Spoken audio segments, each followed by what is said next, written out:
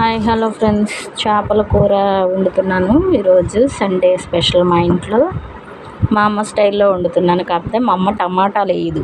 మా అక్క టమాటాలు వేసి వండరు, నేను వేస్తాను. చేపలు ఇవి కేజీన్నర ఉంటాయి అనుకుంటా.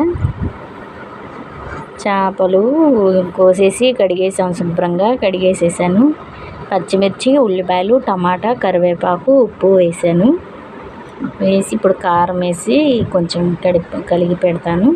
చూడండి, మా అమ్మ ఇలా కలిపి పెట్టినాక చింతపండు పులుసు పోస్తుంది. చింతపండు పులుసు పోసి దగ్గరగా ఎగిరినాక తీసేస్తుంది. మనకైతే ఇక్కడ నేనైతే నా స్టైల్లో వేరే వండుతాను. ఇది మా అమ్మ స్టైల్లో ట్రై చేస్తున్నాను ఇవాళ. కాకపోతే నా స్టైల్లో కొంచెం టమాటాలే వేసాను. మా అమ్మ అయితే టమాటాలు వేయదు. పచ్చిమిర్చి, ఉల్లిపాయ, కొత్తిమీర, కరివేపాకు, అల్లం వెల్లుల్లి పేస్ట్ వేస్తుంది. నేను టమాటాలు కూడా వేస్తాను చేపల కూరలో.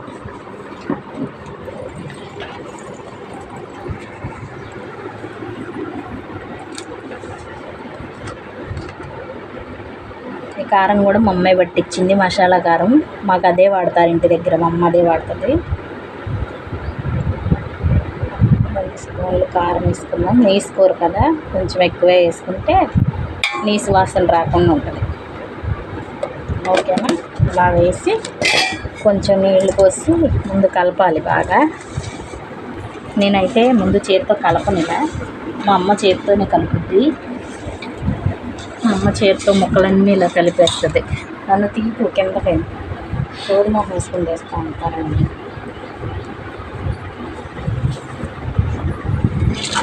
అన్నీ వేసి ఇలా చేతితో కలిపేస్తుంది మా అమ్మ. ఇలా బాగా ముక్కలకి ఉప్పు కారం పట్టించేసినాక కొంచెం నీళ్లు పోసి, కొంచెమే నీళ్లు పోసి పెడుతుంది. సగం ఉడికినాక చింతపండు పులుసు పోసి అల్లం వెల్లుల్లిపాయ పేస్ట్ వేస్తుంది. వేసి బాగా మగ్గనిచ్చి దింపేస్తున్నాము.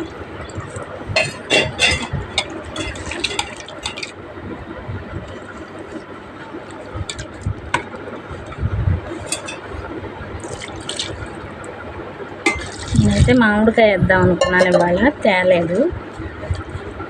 మామిడికాయ చేపల కూర నాకు ఇష్టం, ఉండేది ఇదివరకు. మామిడికాయ వేద్దాం అనుకుని తెమ్మంటే తేలేదు, అందుకని ఇలా కలిపి పెట్టాను. చూడండి, ఉడికినాక మళ్ళీ షార్ట్ వీడియో పెడతాం. Thank you so much.